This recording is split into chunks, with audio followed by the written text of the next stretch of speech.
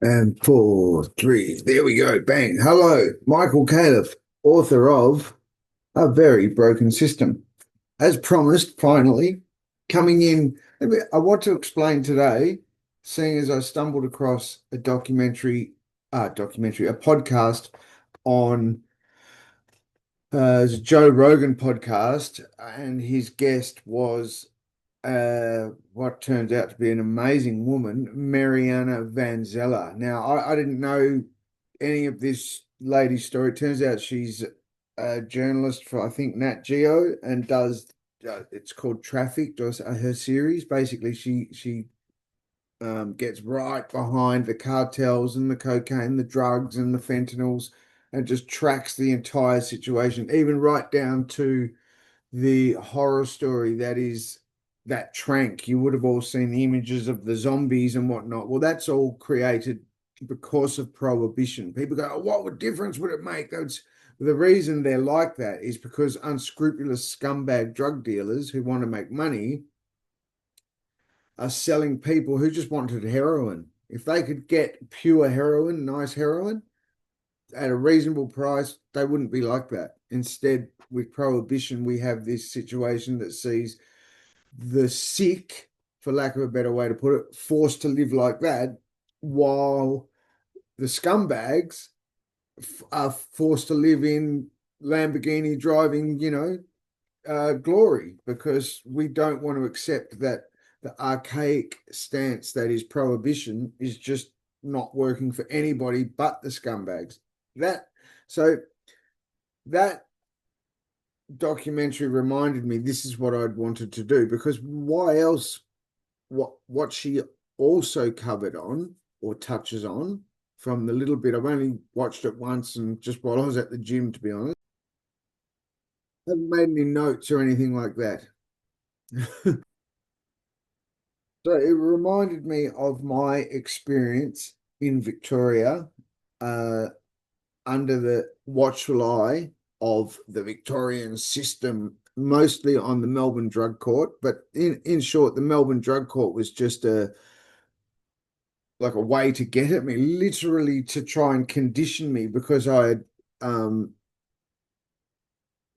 caught the corruption out technically. But anyway, what Mariana speaks on, aside the the situation that is the drugs and how ridiculous it is and how it's just not working, but you could eradicate all that violence, all that death, all that by just legalizing it, just changing the thinking altogether, not half-heartedly.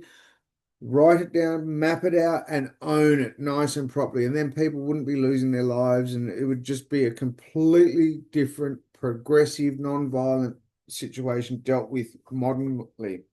In that, she also touches on, in America, how the rehab, so what, as is the modern Western world way, so what we've done, obviously, what's happening in America now is, instead of choosing to own the problem, like, and say, right, we're going to legalize it, we're going to deal with it, they choose to pretend they're doing something. The tokenism and perception that is the entire non-for-profit, where there's, so now what's raising its head in America, obviously I didn't know this until I heard this either, but it makes just perfect sense, is instead of having privatized prisons, now, humanely, we've got the privatizing, the money is going into rehabs, but that is turned into unscrupulous operators. Some huge figure, like 10%, which is a lot in context, rehabs are run by just dodgy, like underworld, like genuine organized criminals. But then there's also just unscrupulous operators, and the whole thing's like a farce. And rehabs have always been, at best, dubious, in the sense that they have a very high failure rate. And why my experience with the Melbourne Drug Court and on mostly Odyssey House was nothing short of disgusting. They used it as, and this is how, what I was getting at, like, so it is not that they're an organised crime run rehab, but what they are is no different. That they don't care. They're getting massive funding. You go there, you see all the high paid milking the government for plenty, pretending that they're making a difference when they're not. They're literally just they're the only thing they've got. The Victorian government has got. They're very, very other. There's very few other options for the government, but I can remember hearing like Magistrate Tony Parsons going, "Oh, they're doing great work at Odyssey House." Great work basically involved. I'll tell you, I'll just explain my story. I don't want to, I'm not going to go into accusations and they did this, and I'll just tell you and you can make your own mind up. So the first time I was on the Melbourne Drug Court Order, I was like well and truly being harassed. But at that stage, I wasn't. The first time I was on the Melbourne Drug Court Order, there was no way in hell I could have picked what was happening to me was them, was the good guys. I'm talking about weaponized sex offending, using drug addicted women who ended up being paid, coerced with the returned custody of their toddlers. Like, it was just degrading. I was forced to live in a rooming house that had like a cover story, like the cover story of these people. At the time, you couldn't tell, but then look with hindsight, you can see it and join the dots clear as day. And I was forced to live, and either way, it doesn't matter whether I was forced to live there and it was a drug court approved house and this happened, or a government approved place, or they orchestrated either. It's just as bad. I was in their care. They made me stay at this place, and it literally had a fake porn cover story going on. So these people that shifted in coincidentally after I did were driving hidden cameras around the place, pretending to film me, filming me as it turns out, because I would hear it from the drug court workers. I'd be ridiculed about my bedroom behaviors and showering and toilet genitalia. I'd be hearing it from the drug court workers, like literally weaponizing, forcing me to stay in a place with hidden cameras and informants driving the hidden cameras and what have you, and then being ridiculed, like literally weaponized to sex offense. So in that, like the rehab that's not a rehab, that just gets paid anyway, what happened was there was this one informant who ended up being the star recruit, the one who tugged on my heartstrings, so to speak. She had to get her child back, and she was a damaged case. She was a very complex case. Generational street prostitute. Mum was a heroin addict when she was 7. Like bad situation. It's a sad story. And then the worst part is those above it, the puppet string pullers at the Melbourne Drug Court, who ended up using or orchestrating a situation that they used the returned custody of her toddler. Now, this is the good work that the likes of Odyssey House were doing, according to Magistrate Tony Parsons. So in that little horror story, what happened was I'm on the drug court order. They put me through all this nonsense, and just like, I'm talking about putting me in rooming houses here and there. Anyhow, eventually I kind of threw my hands in the air and said, I'm going to stay in custody until I can get a bed in a rehab, because you guys can't do anything for me but put me in a rooming house full of drug addicts.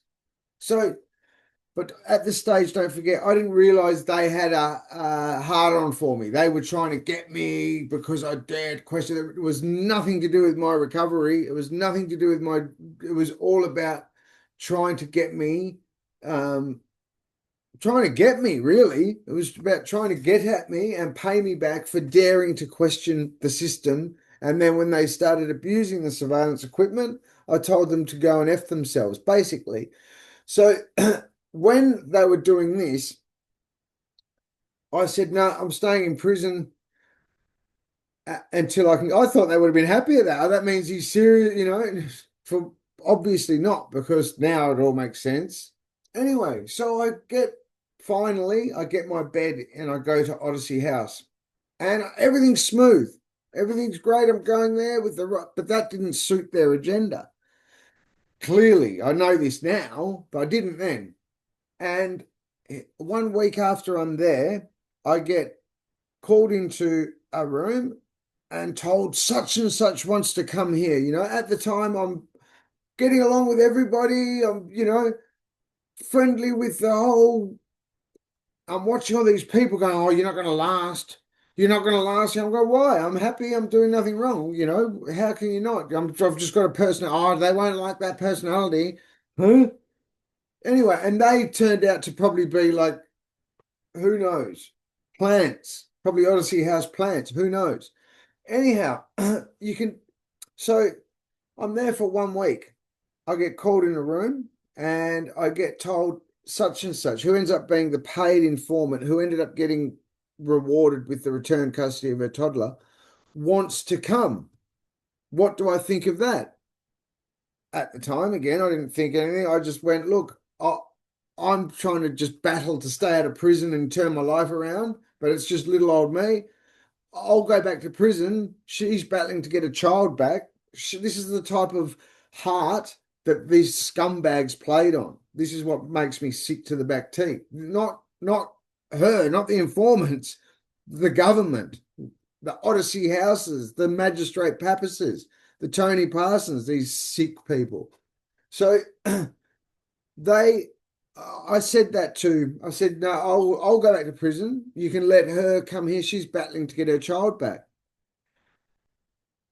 Anyway, so they were like, oh, we were worried you'd say that. Like, basically it's not your job to like be nice to these down and out women. We're the system. We'll look after them. Like, we've got their best interests in heart. Look at our child protection services. Look at, turn it up. Look, you drive them to suicide. That's what you do.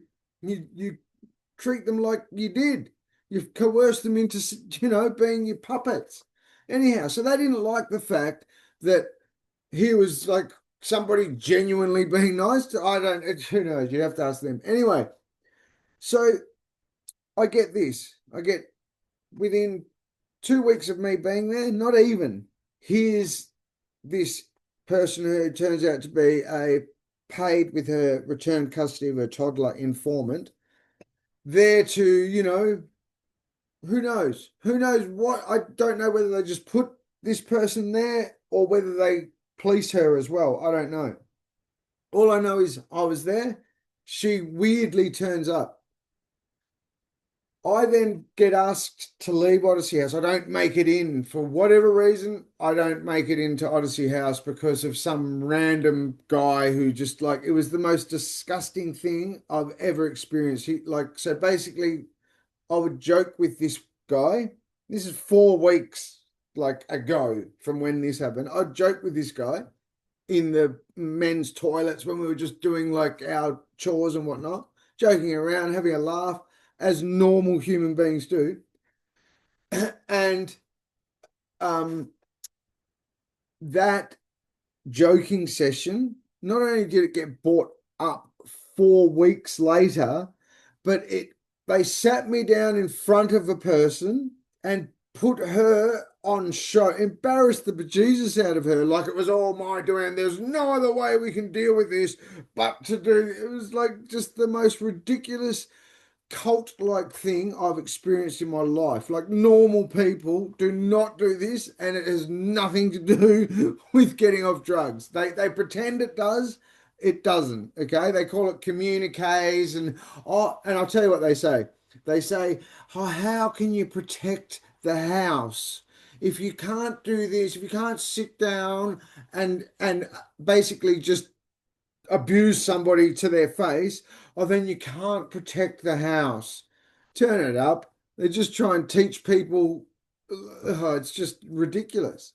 It's cult-like. Anyhow, so after going through this degrading experience for her, not for me, say what you want.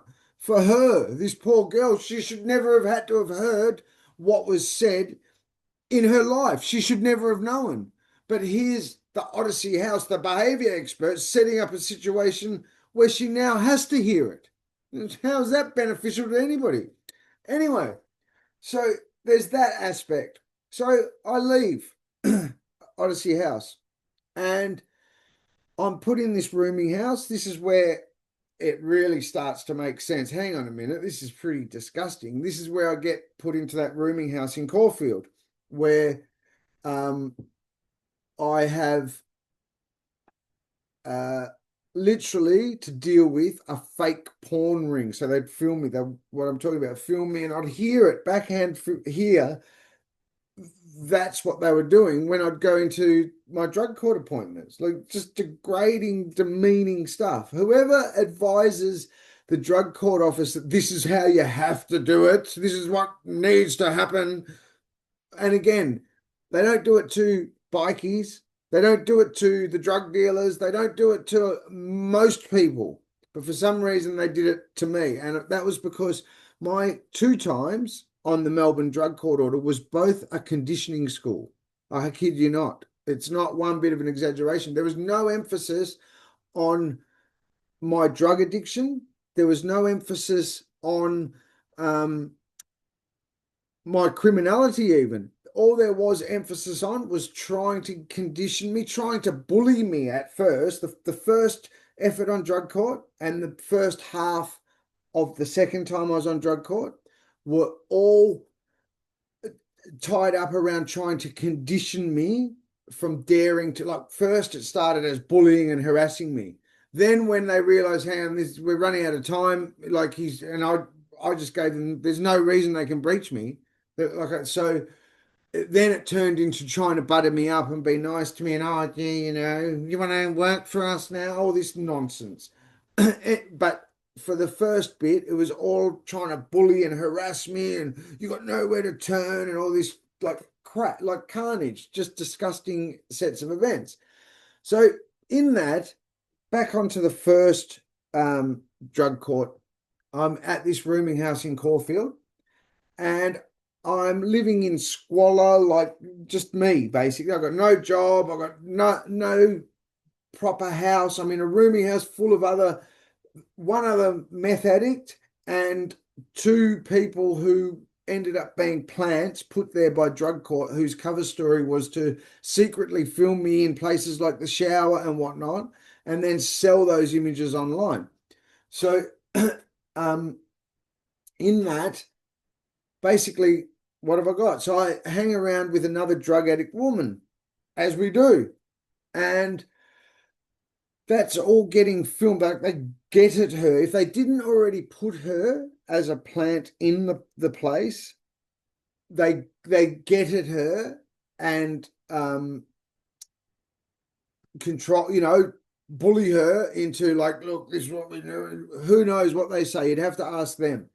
Anyway, so I'm with this girl. What happened once I realized, hang on, I'm hearing what she's saying at drug court. I'm hearing it here. Hang on a minute. This is get out of my life, But this type of girl starts throwing stuff and this is where the Adam at Melbourne Drug Court was, hey, you might want to get an IV on the girls, Michael. Like they're standing over you because you won't punch them. Like that's our system.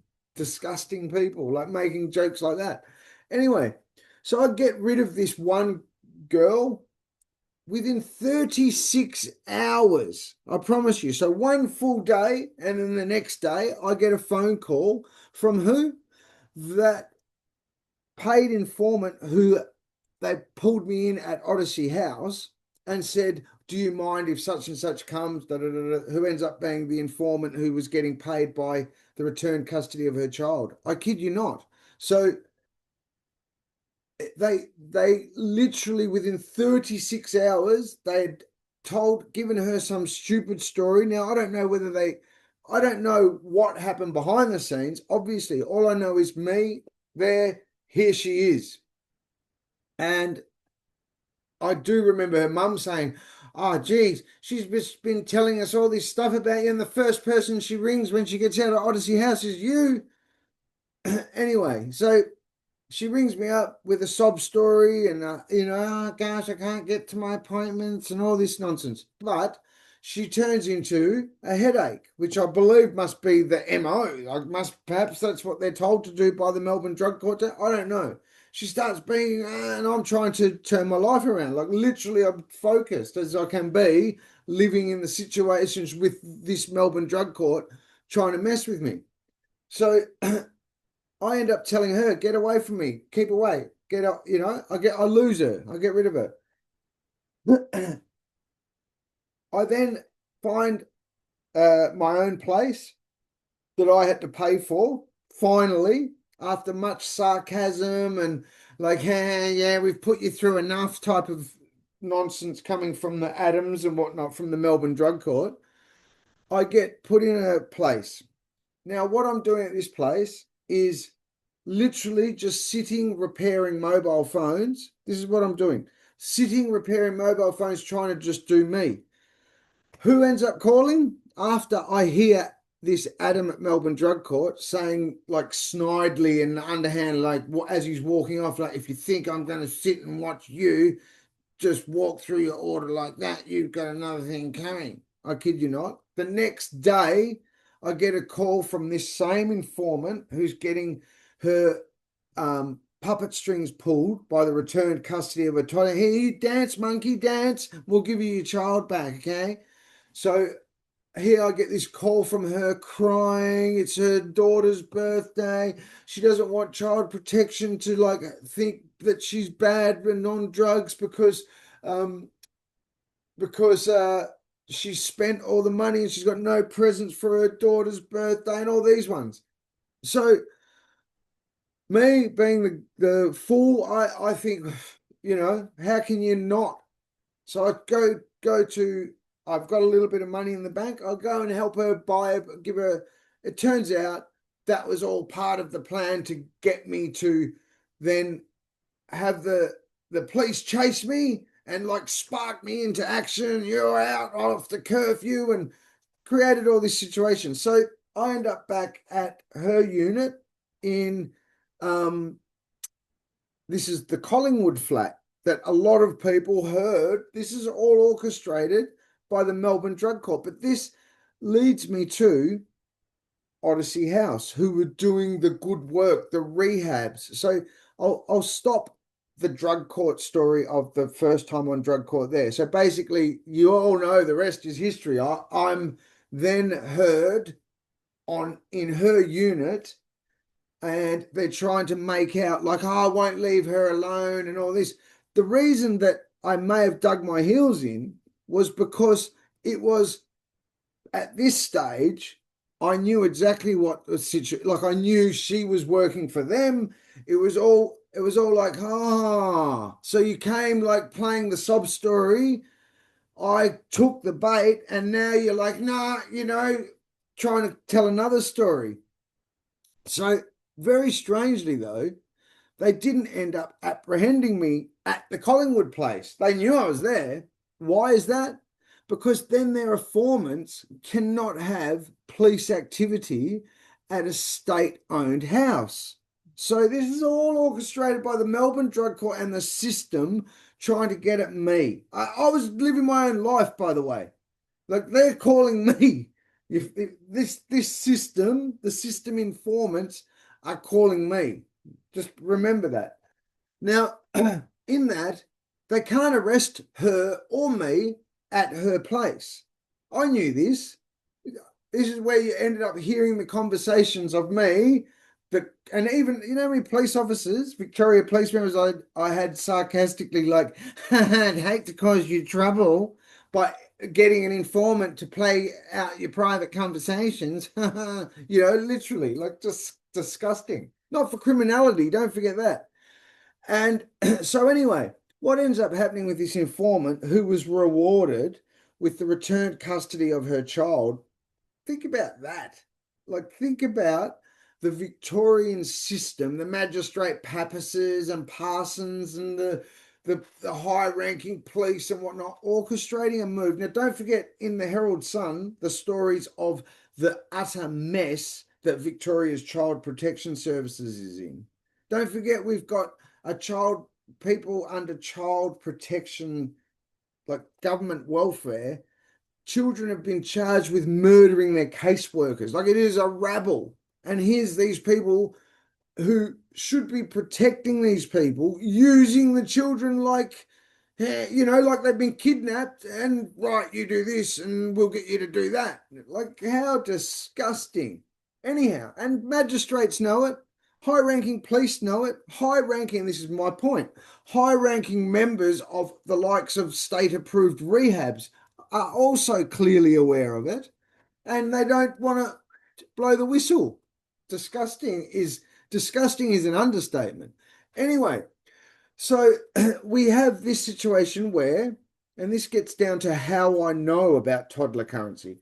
So then we get down to, we get out of the unit one day. She had to do X, Y, or Z to do with her child, and could I pick her up? That's right. Could I pick her up? And then we coincidentally have a few stolen possessions in the car, enough for both of us to be locked up. Certainly drugs. We were both heavily addicted to drugs at the time, both heroin and plenty of methamphetamine use. Not addicted, but plenty of it, like it would have been in our system. And we get pulled over. I go to custody and she doesn't. Within one day, just pure coincidentally. Normally, you sit in the custody centre at Melbourne for a lot longer. It normally takes you 2 weeks before you come anywhere near the Metropolitan Remand Centre. But they also started direct escorts. In a situation that saw the system that were trying to get at me, outsmarting themselves, they put me on a direct escort to MRC, I guess, so they could keep the AI bot attack on me, I'm guessing. Otherwise, if I was at, a G4S prison, like the custody centre, they couldn't. I don't know, because there's no proper intercom in there. That guess, I don't know. You'd have to ask them, but I would say I'm pretty close. So in another move, they outsmart themselves. I'm at MRC within 1 day. Within 2 days, I'm on the phone to her and speaking to her, where she is bragging about having her child back. Hello. And that is how I know about toddlers, children being used as a way to coerce drug-addicted informants in the state of Victoria. That's how I know it. Stay tuned, guys. Speak soon.